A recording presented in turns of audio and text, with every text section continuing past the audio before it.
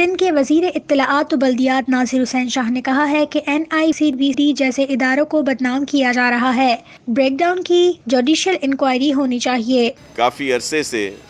جو ہاسپٹلز بہت اچھی کارکردگی جن کی ہو گئی تھی، بہتر ہو گئی تھی جب سے وہ سندھ گورنمنٹ میں تھے، ان کو پھر ایک نوٹیفیکیشن نکال کر وفاق نے اپنی تحویل میں لے لیا ہے، اور صرف اس وجہ سے کہ ہر جگہ پر ان اداروں کی تعریف ہوتی تھی کہ وہ بہت اچھی کارکردگی کر رہے ہیں، اور وہ کارکردگی اس وجہ سے تھی کہ اس میں موجودہ سندھ گورنمنٹ نے بہت زیادہ ان کو سپورٹ کیا اور وہاں پہ بہتری لائے۔ اب ان بہتر اداروں کو دوبارہ خراب کرنے کے لیے وفاق نے یہ نوٹیفیکیشن نکالا ہے۔ کسی کی بھی اس میں کوتاہی ہے، چھوٹے سے ہو یا بڑا افسر ہو یا کوئی بھی ہو،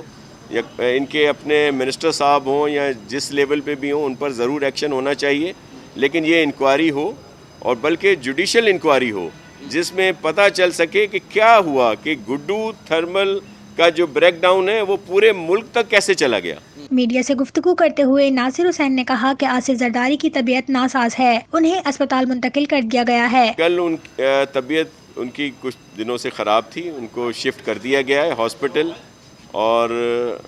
اللہ تعالیٰ سے ان کی صحت مندی، ان کی درازی عمر کے لیے دعا گو ہیں، اور آپ کے توسط سے سب سے کہتے ہیں کہ ان کی صحت کے لیے، ان کی درازی عمر کے لیے دعا کریں۔ DG ISPR کی کل جو پریس کانفرنس، پریس بریفنگ تھی، وہ بہت خوش آئند، اور جس طرح کی وہاں پہ انہوں نے باتیں کی، اچھی باتیں ہیں،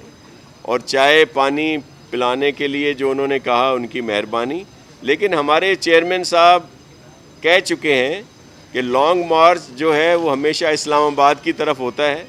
تو وہیں ہوگا۔ ہمارے چیئرمین صاحب نے تو یہی کہا تھا۔ ہم جو سیاسی ورکر ہیں، اور ہم چائے بھی پی لیں گے، پیزا بھی کھا لیں گے، بریانی بھی کھا لیں گے، دال روٹی سے بھی گزارا ہو جائے گا، لیکن جب ہمارے چیئرمین کا حکم ہوگا تو وہ مارچ ہوگا۔ لیکن چیئرمین یہ وضاحت کر چکے ہیں اپنے ایک دو بیان میں کہ وہ جو مارچ ہوگا وہ اسلام آباد کے لیے ہوگا۔ 18ویں ترمیم کے بعد بھی فوڈ کے معاملات میں وفاق کی مداخلت جاری ہے۔ جب سندھ میں ٹماٹر، پیاز، گندم سمیت اپنی اجناس مارکیٹ میں آتی ہیں تو باہر سے منگوانا سندھ کے کاشتکاروں کے ساتھ زیادتی ہے۔ فیڈرل میں بھی یہ فوڈ سیکیورٹی کے نام سے محکمہ چل رہا ہے، تو یہ ایشوز آتے ہیں۔ سندھ گورنمنٹ نے اپنی کارکردگی بہتر کی ہے۔ ایگریکلچر ڈپارٹمنٹ میں اسماعیل راہو صاحب نے اور ان کے پوری جو ایڈمنسٹریشن ہے، انہوں نے بہت ساری نئی چیزیں دریافت بھی کی ہیں، ان کو امپلیمنٹ بھی کرایا ہے، جس سے یہاں کے عام کاشتکار کو زیادہ فائدہ ہو۔ لیکن کیونکہ ابھی تک فیڈرل گورنمنٹ کی بہت انوالومنٹ ہوتی ہے، آپ دیکھ لیں کہ ویٹ کا کرائسس دیکھ لیں، جو گندم کا کرائسس تھا، کہ انہوں نے سستی گندم جو ہے وہ ایکسپورٹ کی، بلکہ اس پر انہوں نے سبسڈی بھی دی، اور اب مہنگی گندم اور ناکارہ گندم جو ہماری گندم سے بہتر نہیں ہے اس کو امپورٹ کیا جا رہا ہے۔ پھر اسی طرح چینی میں بھی یہی ہوا۔ تو یہ آپ جیسے بالکل صحیح کہہ رہے ہیں کہ جب یہاں کی فصل اترتی ہے تو اس وقت اگر کوئی چیز باہر سے منگوائی جائے، امپورٹ کی جائے، تو یہ یہاں کے کاشتکاروں کے ساتھ ظلم ہے۔